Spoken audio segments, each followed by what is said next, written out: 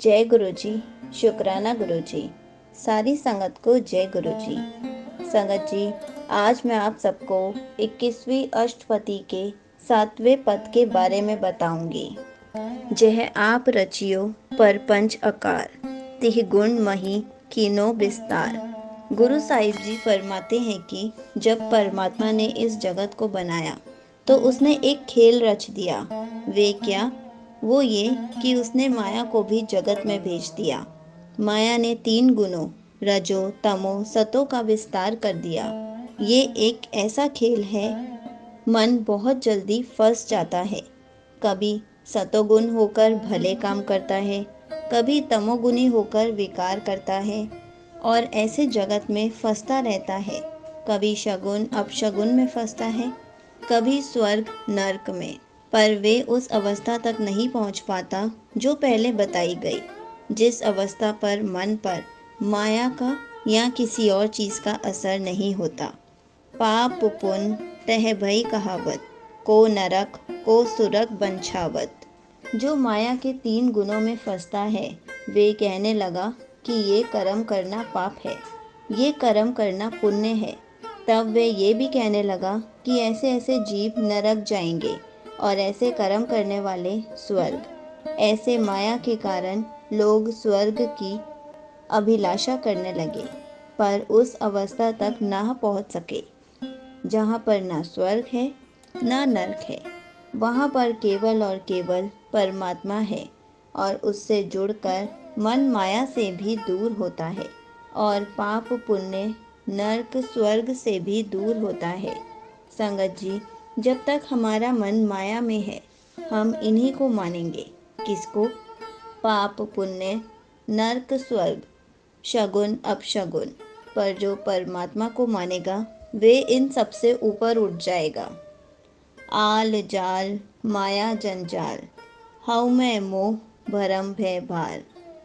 संगत जी, जो मन माया में फंसा है, वे परमात्मा को भी मानता है। ऐसा नहीं वे उसे नहीं मानता। सतोगुनी उससे ही कहते हैं, जो रब को मानता है, जो हर भले कार्य करता है।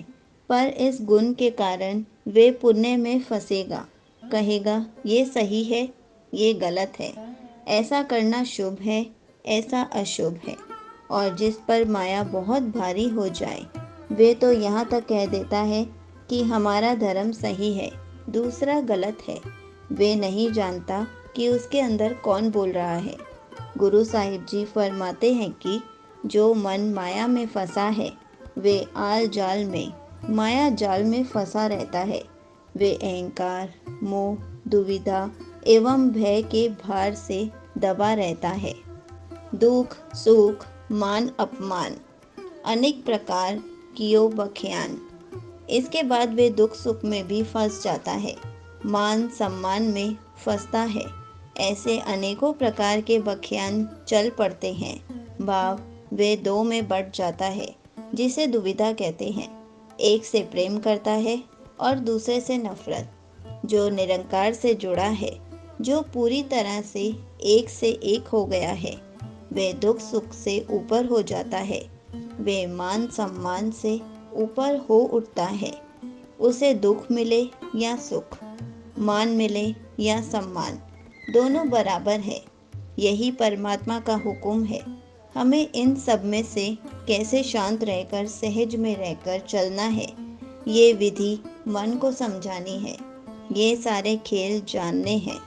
आपन खेल आप करी देखे, खेल संकोचे तव नानक एके। जो मन माया से जुड़ा है, वे कहेगा ये काम सही है, ये गलत है। पर निरंकार से जुड़ा मन कहेगा ये सब उसका खेल है, हम केवल उसके सेवक हैं। अपनी लीला अपने खेल प्रभु स्वयं ही रचता और देखता है। हे नानक, जब परमात्मा अपनी लीला को समेट लेता है तो केवल वही रह जाता है। इस जगत को बनाता भी वही है, विस्तार भी वही करता है और इसे समेट भी वे खुद ही लेता है। और हमें भी उस एक को समेटकर खुद एक से एक होना है, तभी हमारा जीवन सफल होगा। संगत जी, यहीं पर 21वीं अष्टपदी का सातवां पद समाप्त होता है। जय गुरु जी, शुक्राना गुरु जी।